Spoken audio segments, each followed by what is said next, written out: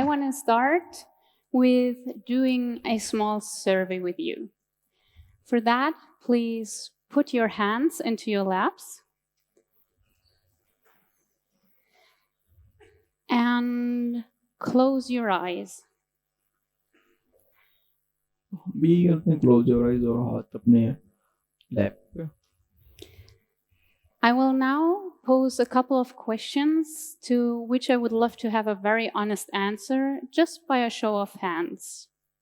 No worries, no one will judge you for it. The first question is, who of you has thought within the past week about whether or not you are an emotionally intelligent person? 0. Now that you think of it, would you consider yourself emotionally intelligent? Please raise your hand if you do so. And who of you has ever worked consciously on your emotional skill? Thank you for sharing. You can now open your eyes again. And thank you also for being so very honest with me. Now I also want to be honest with you. Emotional intelligence is not necessarily my main strength. When I make decisions, I base them solely on my rationale. If friends from school hear me do this talk right now, they will be very surprised because back then I didn't even consider emotions as something crucial. They weren't logical. I couldn't explain them very well, so why would I care? Same. I never even actively thought about the topic until 5 years ago when I dropped out of a job because of a burnout. It was then that my very emotional side was revealed. And while I rarely cried before, especially not in front of people, I just couldn't stop the tears from streaming down my face at the most inconvenient of times anymore. Several times a day, I went to the restroom just to hide my suffering. And that made very clear to me that I need to work on this issue. But now what is it, this mysterious emotional intelligence? When most people think of it, they stop at the term emotional. What do you connect to it? I'd say it has a bad connotation, describing a person having or expressing strong feelings. And this connotation is also then there for emotional intelligence, a misconception that I had as well. However, it's crucial to differentiate between emotional and the value that emotional intelligence can have. Because emotional intelligence is something fundamentally different. It's the ability to identify and manage your emotions and those of others. And it's said to include 3 skills. First, emotional awareness. So empathy towards others, but also towards yourself. Second, the ability to harness emotions and apply them to tasks like problem solving. And third, the ability to manage emotions, which includes regulating your own emotions, but also calming down or cheering up other people. As you can clearly see by this contrast, very emotional people do not necessarily or automatically have a high emotional intelligence, because they may only display their emotions freely without thinking about or knowing why they have them, and maybe not even considering the appropriateness of showing them in the respective situation. Now, lacking emotional intelligence as a kid or teenager meant for me that I would channel things like loneliness or fear, sometimes into aggression. My family background, well, let's say, is improvable. So instead of finding the support that I'd need, I'd rather get it on the basis of, oh, don't be such a crybaby, than anything else. My parents didn't teach me the value of emotions. Therefore, losing friends or breakups would hit me harder than many others because I could neither fully understand my emotions nor those of the others. They just सो यहाँ पे मुझे ये काफी बड़ी बात कही उसने कि इम्प्रूवेबल। उसने कुछ अपनी फैमिली के बारे में गलत नहीं कहा कि वो ऐसे थे, वो लड़ते थे, झगड़ते थे, जो काफी बढ़िया लगा सुन के। इम्प्रूवेबल,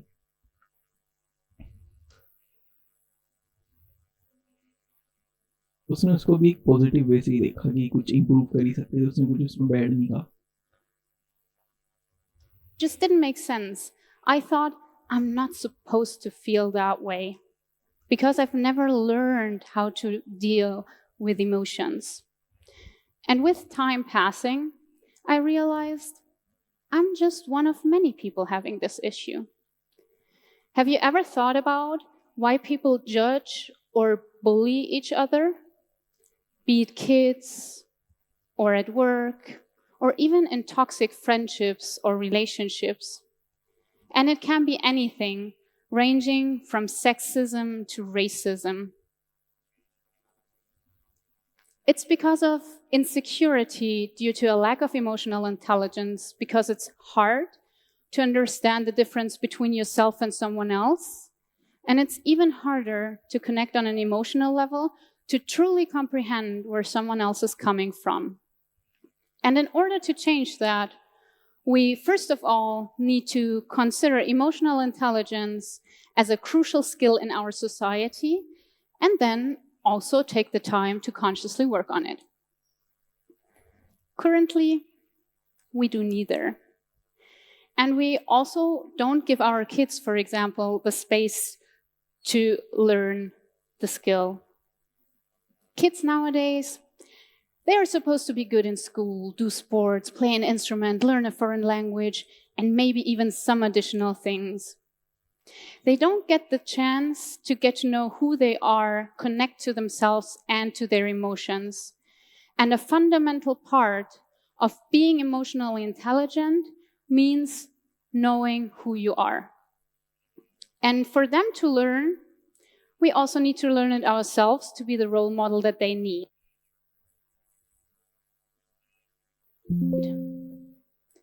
Now you might be thinking, yeah, sure, but how do we approach this topic individually, but also as a society? And basically, it comes down to what everything comes down to. We need to learn a new skill. So when you learn a new skill, you first of all need to become aware of your incompetence in the field. So I got there with my burnout. I'm pretty sure that you can manage that more easily. And then you work on the skill until you manage it to the level that you want. And after a while, you will even be able to apply it without actively thinking about it. Take, for example, your driver's license. After a while, you stop thinking, oh, I need to put in the next gear. You just do so.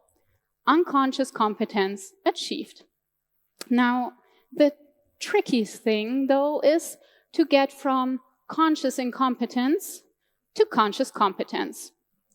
And we do that by learning the basics of how a car works and by practicing. So in the beginning, it's maybe difficult to steer the wheel at the same time as putting in the next gear, but after a while, it gets easier.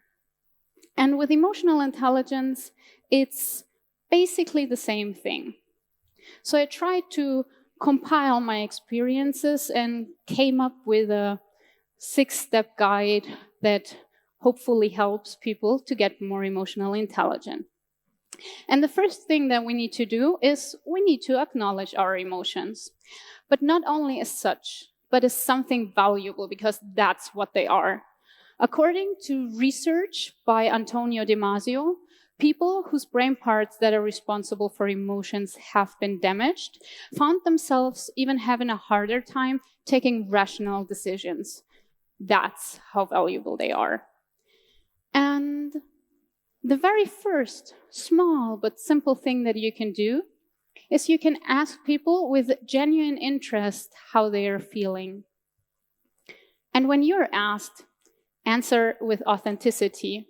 When you feel good, but also when you feel bad. So no, I'm fine, but also no complaining. Instead of complaining about your colleagues, say, I don't feel appreciated at work, or whatever it comes down to.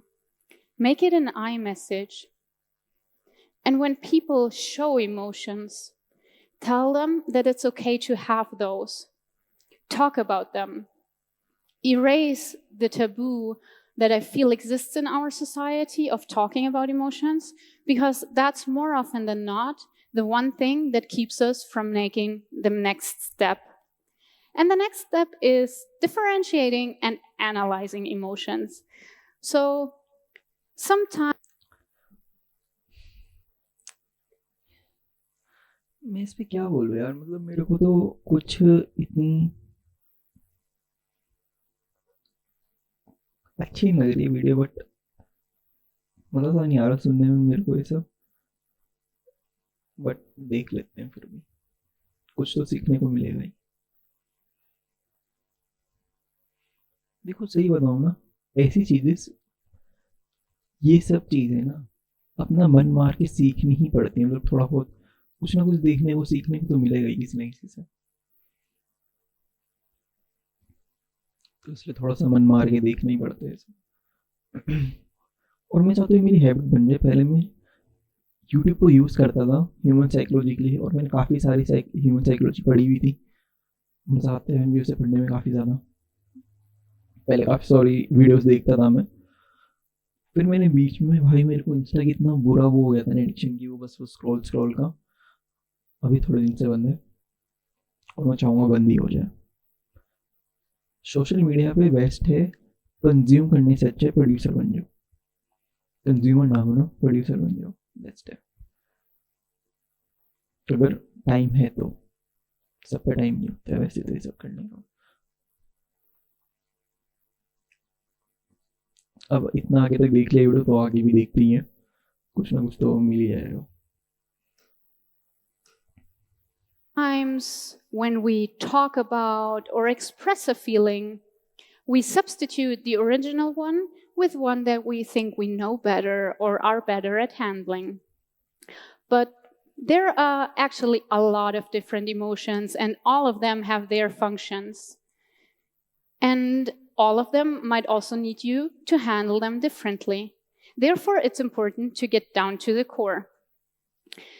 And then you also need to accept and appreciate all those emotions. Because emotions are neither good nor bad. They just gain connotation through society. Take, for example, grieving or sadness. Why do we so desperately try to cut it out of our lives? Because actually, it's just a very beautiful illustration of the appreciation that we have for someone or something. Now, I approach all 3 steps by writing my emotions down in a journal just for that. On need basis, so not necessarily daily, but sometimes only every few weeks, or maybe even only every few months. Friends of mine do similar things with apps if you want to be more modern. And then there is the next step, reflecting on your emotions and their origin.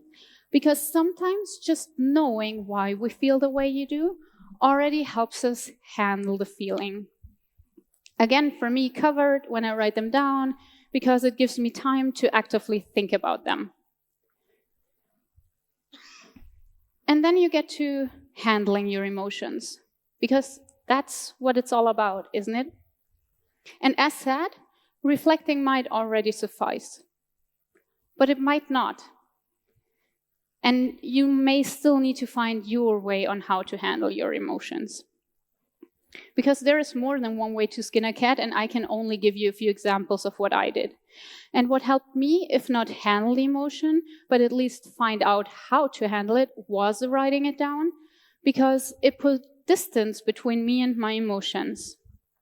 There has even been a study conducted on the positive effects of written expression of emotions by Pennebaker and Smith, and they published it in their book, Opening Up by Writing It Down, if you want to check it out. यार मैं कैसे बताऊँ, मेरे को तो कुछ ऐसा feel नहीं होता मेरे को ना, सैड तो हर कोई होता है वैसे, पर ऐसा कुछ अब तो फील नहीं होता। क्या मतलब फीलिंग्स ही मर गए है, मतलब मेरे को इतना कुछ फील नहीं होता सैड वैड का, बट मुझे एंगर तो बढ़िया फील होता है काफी, next level.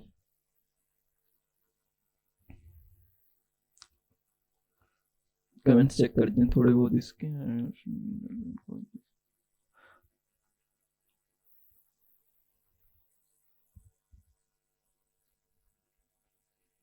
shit over on the problem facing in our day to day life.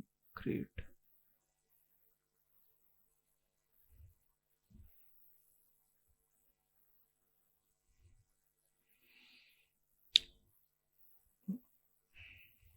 थोड़ी सी बची है, चेक ही कर लेते हैं, मेरे को तो कुछ इतनी है,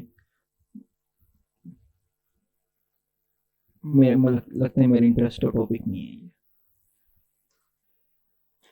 Because that's actually another thing that I do.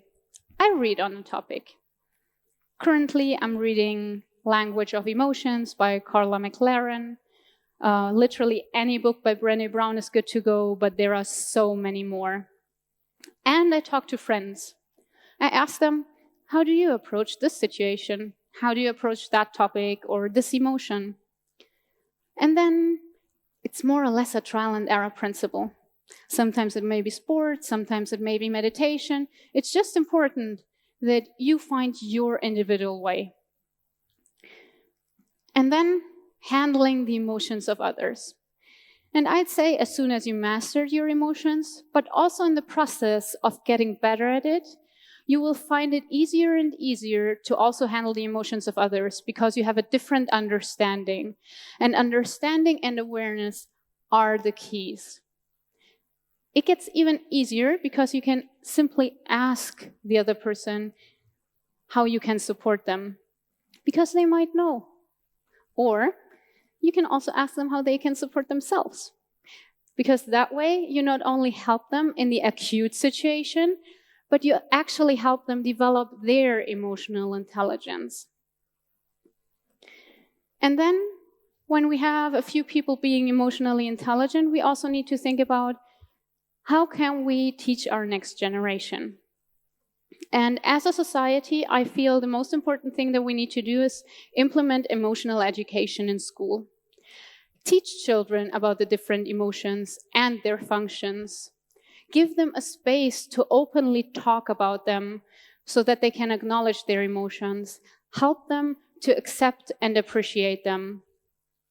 To be honest, it's not that difficult. Most of the things that I mentioned can be easily put into practice in schools. I mean, how many books have you read in school? Why not make some of them about emotional intelligence? Or make kids work on case studies together so that they can exchange their ideas on how to approach topics.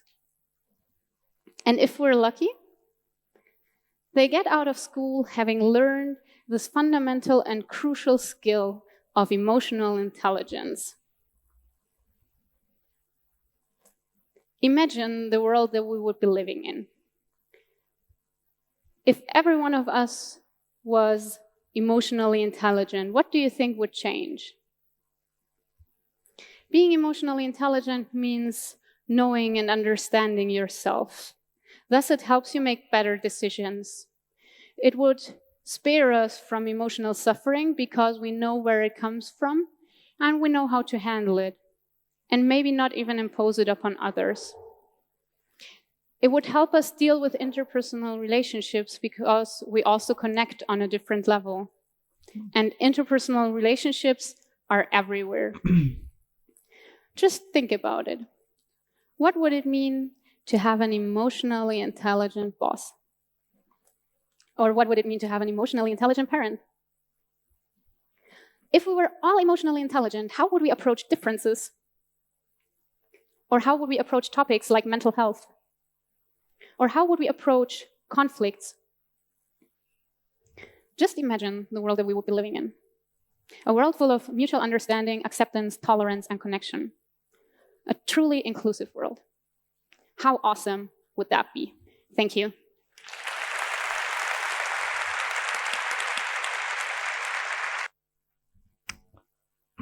यार मैं इस पे ये कहना चाहूँगा, ये topic सही में मेरे लिए बिल्कुल नहीं था। मेरे को बिल्कुल समझ में आया, बट इतना कुछ मज़ा सा नहीं आया पर सुनने में। जब भी तो मैंने इसके बारे में ज़्यादा कुछ कहा ही नहीं, क्योंकि मेरे को खुद ही नहीं पता था। प्रखर भाई ने एक बहुत पहले वीडियो अपलोड करा था रिस्पेक्ट के ऊपर, तो वो वाली देखनी थी मेरे को। मैं उसे सेकंड टाइम देखूँगा आप सबके साथ। तो अभी के लिए बाय।